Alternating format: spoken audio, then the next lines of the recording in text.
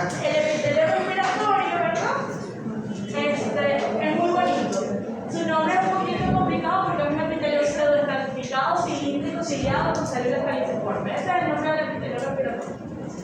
Dentro de él hay muchas células, ¿verdad? Hay células caliciformes, hay células basales, hay células cilíndricas, hay células de Purkinje y hay células, se llaman células de Purkinje o células de gránulos pequeños que tienen una función neuroendocrina. Y van a haber células de Serpini. Todo eso forma el epitelio respiratorio. Pero ustedes siempre se van a aprender, esas que yo les puse allí, el doctor Alessandri sí les va a preguntar las otras, pero esas sí las van a ver en microscopía óptica porque las otras sí las podemos ver en microscopía electrónica. Pero esta que yo les presento allí es microscopía óptica y es el epitelio más bonito que vamos a ver junto con el endotelio que también es bien lindo. Este epitelio respiratorio, vamos a hablar de cada una de sus células. Cuando quieran estudiarse esta parte, pueden irse al capítulo de la tráquea porque la tráquea explica muy bonito el epitelio respiratorio y explica todas las características que él tiene, ¿verdad? Y para el inicio respiratorio también les explican el epitelio respiratorio y varía en que en la tráquea a las células caliciformes le llaman células mucosas y al inicio del capítulo le llaman células caliciformes, pero son las mismas células. Las células, vamos a hablar de las células cilíndricas auxiliadas, ¿por qué? Por su cantidad dentro del epitelio respiratorio. Dentro del epitelio respiratorio, que es un epitelio que va a ir variando, ¿por qué va a ir variando? Porque a medida que nosotros nos acercamos a la porción respiratoria, cuando digo porción respiratoria, las vías respiratorias tienen porción conductora y porción respiratoria. Porción respiratoria donde ocurre el intercambio gaseoso y porción conductora donde solo se conduce el aire. Dentro de esas vías va a ir cambiando el epitelio respiratorio. Hay segmentos donde van a presentar otras caras, por ejemplo, en la laringe, hay segmentos donde hay epitelio respiratorio y hay segmentos donde hay epitelio estratificado, claro, no queratinizado, porque son zonas de mayor abrasión y desgaste. No hay cortes de laringe, traté de buscarlas, pero no hay. Pero la laringe sí presenta esos dos tipos de epitelio, entonces solamente vamos a hablar de la tráquea. Y de los bronquios y los bronquiales, que esos sí son estructuras quizás un poquito más complicadas. El epitelio respiratorio tiene, dentro de lo que es la porción respiratoria, va a presentar células ciliadas. Las células ciliadas también se denominan células cilíndricas. Y las células cilíndricas son células alargadas, más largas que anchas. Sus núcleos pueden ubicarse o hacia la parte basal o hacia el centro de la célula. Van a ser las células más altas del epitelio, por lo tanto, atraviesan por completo el epitelio. Y en su parte apical, ellos van a presentar cilios. Aproximadamente una célula cilíndrica tiene 250 cilios unidos a ella. Los cilios solo se unen a la célula cilíndrica, más no se unen a la célula caliciforme. O sea, no forman la célula caliciforme. La célula que tiene cilios es la célula ciliada.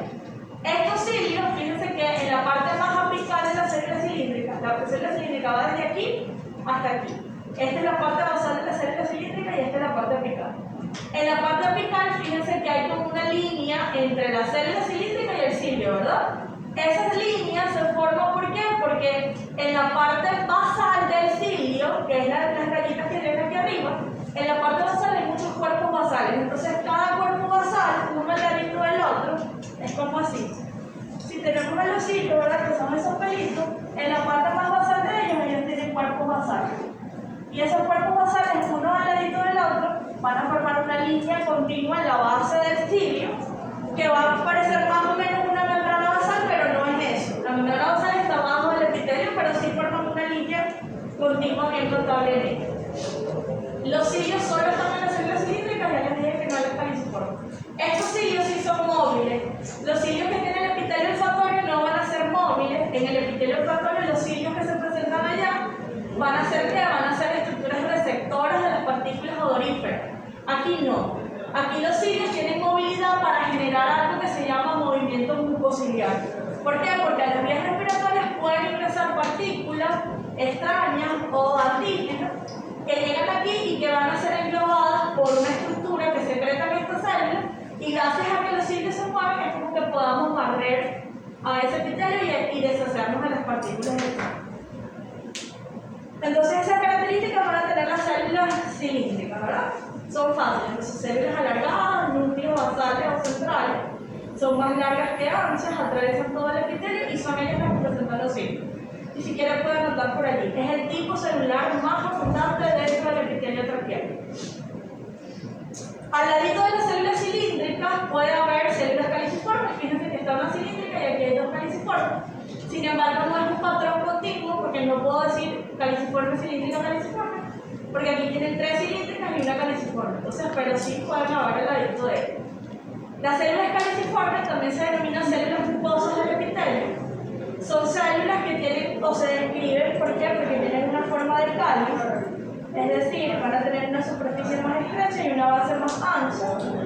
Ellas, en las tensiones con hematoxilina y eosina se pueden ver como un poquito más densas o más claras, porque internamente ellos van a tener gránulos de mucinógeno, con M, de mucina, gránulos de mucinógeno. Ellos son los que secretan la mucina, que es el muco, que es liberado hacia la parte más externa del epitelio para mantener húmeda la mucosa respiratoria y también para englobar las partículas extrañas que ya les dije. Y ellas se encuentran adyacentes a los que van a ser las células cilíndricas. Por ejemplo, en afecciones respiratorias como alergias llegan también a presentarse en mayor cantidad de células caliciformes para sobrellevar lo que van a ser ciertos procesos alérgicos.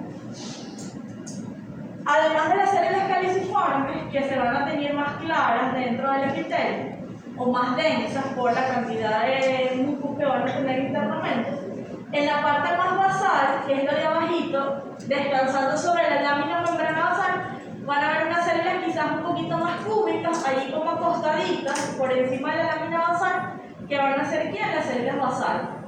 Las células basales son células madres del epitelio, que se diferencian tanto en células cilíndricas como tanto en células caliciformes como en células cilíndricas cuando se necesita un recambio de estas células. Pero también pueden diferenciarse en células de cepillo o células de gránulos pequeños o de Purkinje si sea necesario que se diferencien. Por ejemplo, en este esquema allí sí tienen todas las células del epitelio. Ya les hablé que las caliciformes las vemos, las basales también las vemos y las ciliadas las vemos. Pero también hay células neuroendocrinas que van a ser esas células de gránulos pequeños de Purkinje y las células de cepillo. Las células de cepillo se parecen a las células ciliadas, solo que ellos van a tener no cilios, sino microvellosidades que van a ser más cortitas y sus puntas van a ser más rojas. Estas células neuroendocrinas pueden llegarse a confundir con células basales. La diferencia es que las células basales son más pequeñitas, su relación núcleo-citoplasma es mayor, mientras que las células neuroendocrinas, su relación núcleo-citoplasma va a ser mayor y lógicamente ellos van a tener gránulos en su citoplasma porque también se denomina célula de gránulos pequeños. Aquí sí está otro epitelio respiratorio, aunque no es el más bonito, tengo uno más bonito que es este y este que está aquí. Pero por ejemplo aquí, fíjense que sí se distingue lo que van a ser las células cilíndricas. Tienen uniones estrechas entre ellas, incluso se distinguen en los preparados histológicos. Se ven los cilios en la parte superior que solo son de las células cilíndricas, más no de las caliciformes. Lógicamente las caliciformes vierten su secreción en la parte más apical y en la parte más basal se van a encontrar las células basales. Y por debajo de ella va a estar la lámina membrana basal, diferente de lo que es la lámina propia. La lámina basal es la base del epitelio, lo que es la lámina propia está por debajo completamente del epitelio, es una capa de soporte para lo que van a ser todas las células del epitelio. Y este que está acá, fíjense que en la parte superior los cuerpos basales sí forman una línea continua. En esa parte superior sí tenemos a los cilios, tenemos a las células caliciformes, un poquito más claras, y además sí se distinguen las células cilíndricas más alargadas y más delgaditas a nivel de ellas. Y en la base lo que van a ser las células basales. Por ejemplo, esta que está aquí es una célula basal. Pero si tengo dudas, alguna de estas que están aquí por debajo de las células cilíndricas podría ser alguna célula de gránulos pequeños, porque no está completamente en la base, sino está más alargada hacia la parte superior. Pero en hematoxilina y eosina solo podemos distinguir basales, cilíndricas y caliciformes. Este está muy bonito, si quieren les puedo tomar una foto de ese para que lo vean. En la tráquea que ustedes van a ver un epitelio respiratorio muy similar a este. Fíjense que tiene muchas células caliciformes, tiene muchas células cilíndricas también. Esto que ven aquí más clarito sería la lámina basal. Esta es la lámina propia de un tejido conjuntivo un poquito más denso, en este caso. Y aquí hay varios vasos sanguíneos. Y estos células que tienen acá son células de tejido linfático. Y en la lámina propia pueden haber también nódulos o folículos linfáticos, incluso en la muscular de la vejiga urinaria, en la que ustedes tienen hoy, van a haber nódulos o folículos linfáticos porque entre las capas musculares también va a haber tejido conjuntivo. Eso se lo dije cuando estábamos hablando de la vejiga. Ahí, por ejemplo, la C le indica los cilios, la G le está indicando la célula caliciforme y la B le está indicando a las células basales dentro del epitelio. Esto que tenemos acá nos lo vamos a aprender, lo tienen escrito en el libro, pero se los presento. Cada vez que queramos hablar de una mucosa, tenemos que hablar del epitelio del revestimiento y de la lámina propia. Eso forma la mucosa. Allí abajito tienen dos imágenes histológicas, a la izquierda la tráquea y a la derecha un bronquiolo. Fíjense cómo el epitelio que está a la izquierda, que es el de la tráquea, es un epitelio más alto, ¿verdad? Y tiene muchas células. Este caliciforme, y estas van a ser las células cilíndricas, al ladito de las caliciformes, están las células basales. Este epitelio es un epitelio típico de la tráquea. En la derecha vemos un bronquiolo, pero fíjense cómo sus células cambian, ¿verdad? El epitelio de un bronquiolo es un epitelio cúbico, representado por células de Clara, que son células que generan un agente transactivo dentro de los pulmones y dentro de lo que va a ser la porción respiratoria para evitar que estas estructuras colapsen en los procesos de respiración. La mucosa siempre va a ser epitelio, revestimiento y lámina propia. La lámina propia va a ser un tejido conectivo que puede variar entre denso y laxo. En general se presenta un tejido conjuntivo más laxo y es muy similar, en el caso de la tráquea, la lámina propia y la submucosa van a presentar el mismo tejido, porque la submucosa sí es un tejido más denso en otros órganos, pero en la tráquea va a ser tejido conectivo laxo, tanto en la lámina propia como en la submucosa. Por ejemplo, aquí yo siempre digo que les voy a quitar las glándulas y se me olvidan. En la lámina propia no siempre encontramos glándulas. Las glándulas son más de la submucosa, son más características de la submucosa, no se coloquen. En los órganos tubulares del aparato respiratorio, las glándulas se ven en mayor proporción a nivel de la submucosa. ¿Por qué les coloqué estas dos epitelios? Porque eso quiere decir que a medida que vayamos avanzando dentro de las secciones del aparato respiratorio, de la tráquea en adelante, vamos a ver cómo va a ir variando ese epitelio. Se hace más pequeño, desaparecen los cilios, desaparecen las células caliciformes y se van agregando otras células que no formaban parte de ese epitelio pseudoestratificado, cilíndrico, ciliado, con células caliciformes de la mucosa respiratoria. La submucosa es la siguiente capa que está por debajo de la mucosa. Está constituida por un tejido conectivo laxo, van a haber glándulas. Este tejido conectivo laxo es típicamente en la tráquea porque la submucosa de otros órganos tubulares va a presentar un tejido conjuntivo más denso. Luego de esa capa submucosa, aquí sí siempre van a estar las glándulas. Incluso yo me puedo ubicar que estoy en la submucosa nada más viendo lo que van a hacer las glándulas. Y en la tráquea, estas glándulas son las que me permiten ubicarme que estoy en la submucosa. ¿Por qué razón? Porque la lámina propia y la submucosa tienen el mismo tejido conectivo, entonces se dificulta un poquito. Hay una característica histológica que puede diferenciar a la mucosa de la submucosa y la pueden leer en el libro, quien lea el libro para los exámenes de histología, ¿verdad? Que es que entre la mucosa y la submucosa de la tráquea puede haber una estructura que más o menos se presenta en este segmento, que es una membrana elástica interna. Esa membrana elástica interna no se visualiza en los cortes teñidos con hematoxilina y eosina porque para verla tengo que aplicar una tinción para fibras elásticas. Pero si yo tengo esa tinción, yo sí puedo ver el límite exacto entre la lámina propia y lo que va a ser la submucosa. Y en la submucosa se van a presentar glándulas, ya voy a hablar de qué tipo de glándulas cuando esté hablando de la tráquea. La capa de cartílago es la tercera capa que voy a ver, o la tercera capa puede ser de cartílago y músculo al mismo tiempo, o puede ser sola de cartílago o solita de músculo en dependencia de la estructura que esté estudiando. Por ejemplo, en la tráquea, la tercera capa es de cartílago en los segmentos anteriores de la tráquea, pero en los segmentos posteriores de la tráquea, donde el cartílago no cierra completamente, va a haber solo músculo. Entonces la tráquea es una estructura que tiene cartílago y músculo al mismo tiempo. Cartílago en las partes anteriores y laterales y posteriores solo va a tener músculo, que es lo que se conoce como el músculo traqueal. Pero a diferencia de ella, esa estructura que tenemos acá es un bronquiolo completa, ¿verdad? Todo esto es un bronquiolo. se conoce como el músculo de Raysen. Entonces, esa tercera capa puede ser de cartílago y músculo al mismo tiempo, solo de cartílago o solo de músculo, en dependencia del segmento de la estructura que esté estudiando, en dependencia a la estructura también. Y la última capa, que es la capa más externa, es una capa adventicia de tejido conectivo laxo, donde también puede haber tejido adiposo y vasos sanguíneos metálicos, y permite fijar estas estructuras en estructuras contiguas. En el caso de la tráquea, la adventicia permite fijarla en la parte posterior de ella a lo que va a ser el esófago. Entonces, todas esas son las estructuras, las capas de las estructuras tubulares que vamos a ir viendo. Esto no lo vamos a ver nosotros. A ver, aquí.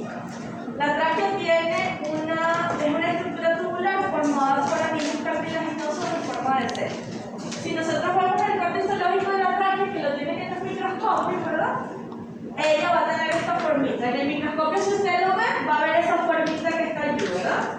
Si usted no se lo ve en el microscopio, si lo saca del microscopio, que es este que ven aquí, y lo ven a la luz, ustedes van a ver la forma del cartílago en C, ¿verdad? Allí. Entonces, para verlo así, tengo que verlo sin el microscopio. Cuando ustedes lo vean en el microscopio, van a ver solo una partecita de su pared. Porque fíjense que en la parte superior hay un cuadrito, ¿verdad? Hay un cuadrito amarillo que engloba la tráquea y hay otro cuadrito que está por abajo, que es esta estructura que tienen ahí, eso es el esófago. Ahí está, en el corte completo está el esófago y la tráquea al mismo tiempo. Ustedes solo tienen tráquea. Pero ¿por qué les digo eso? Porque sí tienen que ver que tiene una forma en C. Entonces, como nosotros no sabemos las vocales, ¿verdad? La forma de la C no se cierra, ¿verdad? Entonces, hay un segmento de la tráquea, que es este que está aquí, ¿verdad? Donde no se cierra, y allí no va a haber cartílago. Ese segmento, anatómicamente, ¿qué es? La parte posterior de la tráquea, la parte de atrás. Allí no va a haber cartílago, allí va a haber músculo liso, que es el músculo traqueal, y van a haber muchísimas glándulas en ese segmento. Entonces, ¿dónde es abundante el músculo y las glándulas en la tráquea? En la parte posterior, donde no hay cartílago. ¿Cómo lo puedo evidenciar yo? Por ejemplo, cuando yo quiero ser muy mala, yo hago esto, yo pongo simplemente este segmento que está aquí, así. Si yo le pongo a ese pedacito del microscopio y te ve un pedacito de cartílago aquí, ve todo esto así. Y yo le pregunto, ¿qué segmento de la tráquea está viendo? Entonces usted me tiene que decir que está viendo la tráquea por el segmento posterior, porque está viendo el inicio o el final de la placa de cartílago en C y en el otro segmento no está viendo nada. Porque si estuviera en la tráquea anterior o lateral, siempre vería cartílago, ¿no? Porque es un cartílago continuo. Entonces en ese segmento estoy en tráquea posterior y eso lo pregunto en respiratorio. En el corte de tráquea usted tiene que decirme si está en el segmento anterior o posterior. En el posterior no voy a ver cartílago, voy a ver músculo y voy a ver glándulas en ellas, y más adelante yo se los vuelvo a explicar. Bueno, la pared de la tráquea más cerquita era la que veíamos allá cuando hablaba de las estructuras tubulares. Fíjense entonces, cada vez que yo hable de mucosa les dije que teníamos que identificar dos zonas. El epitelio, que es lo que se relaciona con la luz, y debajo del epitelio, ¿quién debe estar? La lámina propia, ¿verdad? La lámina propia, que va a ser una lámina propia de un tejido conjuntivo laxo con muchas células de tejido linfático, y ahí van a haber vasos sanguíneos. Luego de la lámina propia, que forma junto con el epitelio la mucosa, va a encontrarse la submucosa y ahí sí van a haber glándulas. Van a ser glándulas mixtas, o sea, la mucosa con componentes seroso y mucosa. Ellas se ubican en la capa submucosa. Ya les dije que había una estructura que me permite diferenciar la lámina propia de submucosa, pero si la tiñe con tinción para fibras elásticas, que es la membrana elástica interna. Esa submucosa traqueal tiene características similares a la lámina propia porque es una capa de un tejido conjuntivo laxo, igual que la lámina propia, entonces es una característica diferencial de la tráquea con otro segmento, porque otras submucosas presentan un tejido conjuntivo denso, la tráquea no. La tráquea se presenta de manera laxa, igual que la lámina propia. Y se diferencia las submucosas por la presencia de glándulas en ella. Luego de eso va a haber un tejido conjuntivo que se va a continuar también con el pericondrio de lo que va a ser el cartílago. El cartílago es la capa más resaltante, por eso el corte de tráquea ustedes siempre lo saben identificar, porque es una verdadera capa de cartílago gruesa y continua que forma una de las capas más externas, porque luego de ella viene la adventicia, que es un tejido conjuntivo más laxo hacia la parte más externa de ella. ¿Cómo voy a ver la tráquea posterior? Ya vamos a ver más puedan diferenciar segmento anterior del segmento posterior. Más cerquita, si queremos ver el epitelio traqueal, es ese que tienen aquí con las características que hablábamos al inicio, porque es un epitelio respiratorio, solamente que aquí van a ver más células cilíndricas. Esto sería la lámina membrana basal, esto que tienen aquí es la lámina propia, y más abajo ya se va a comenzar a distinguir las submucosas. Aquí tienen epitelio, membrana basal y lámina propia. La membrana basal o lámina basal de la tráquea, que es esta que está debajo del epitelio, es más gruesa y más notable dentro de la tráquea que en otros segmentos de la vía respiratoria, porque es un verdadero número de fibras elásticas y es un elemento histológico característico de este segmento de la vía respiratoria. Ya se los traje para adelante también para que lo vean mejor. Allí siempre les hablaba de la pared de la tráquea y les decía algo importante, que aunque no tiene que ver con las características histológicas, sí, por ejemplo, en las personas que fuman, las glándulas tienden a modificar la glicoproteína que ellas generan y se tienden a hacer más grandes. Pero tienen la particularidad de que cuando dejan de fumar, ellas pueden volver a su estructura normal y también se modifica la glicoproteína de nuevo a su forma normal. Pero lógicamente esto en personas que fumaron por un poquito tiempo, pero personas que comenzaron a fumar desde los 16 años y son 50, 60 años y siguen fumando, entonces ni que queramos va a volver a su forma original, ¿verdad? Entonces, evitemos fumar, evitemos vapear y todo eso. Yo tengo 33 años y nunca en mi vida he fumado absolutamente nada. Si yo puedo, yo creo que ustedes también pueden. A ver, bueno, seguimos aquí. En la tráquea que vemos aquí, esto sí es tráquea posterior, que era lo que ya les marcaba ya. Fíjense que tienen un ladito, un poquitito de cartílago por acá.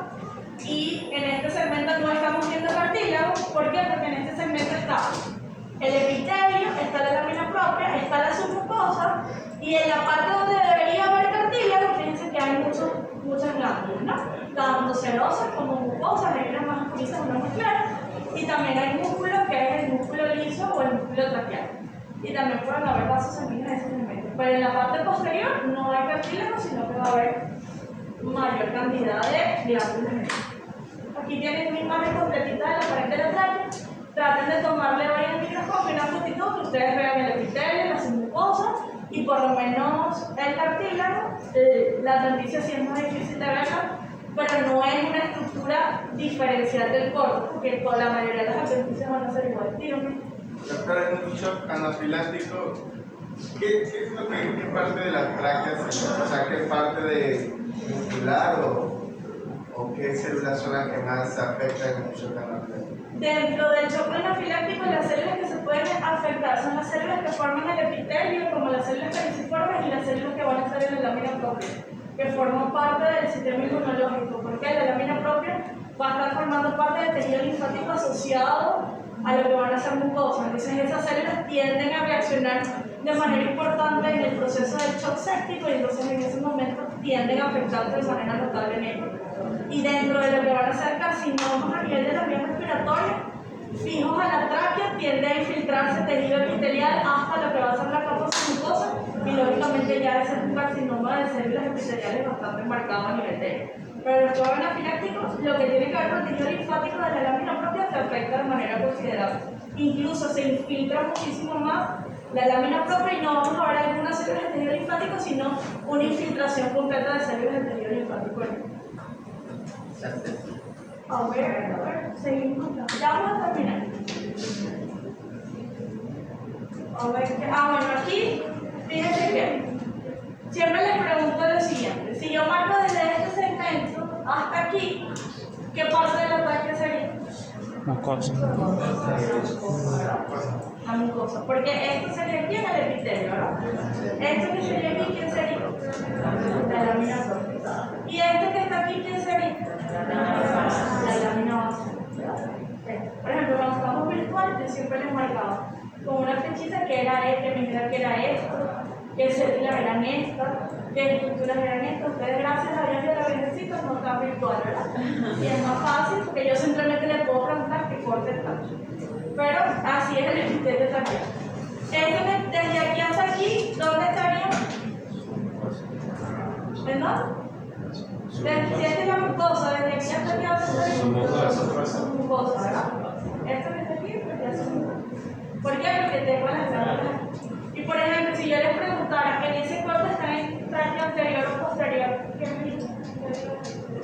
anterior. Es que no, No se igual no se puede saber. No puedo decir que es un cuerpo de tráquea, pero no sé qué segmento estoy anterior o posterior porque por ningún lado estoy viendo cartílago y tampoco estoy viendo otras estructuras. Entonces fíjense que este es un segmento posterior de la tráquea por lo siguiente. Aquí sí está el corte completo, allá yo solo les mostraba esta partecita hasta aquí. Pero fíjense que aquí no hay cartílago, hay glándula, esto es músculo, que es el músculo traqueal, y esto que tiene por aquí es más glándula. Entonces este segmento posterior de la tráquea es tráquea posterior, y si tienen las mismas características, solo que no veo placas de cartílago ahí. Bueno, no vamos a avanzar hacia los órganos principales, pues si no les sumará aquí no les doy clase.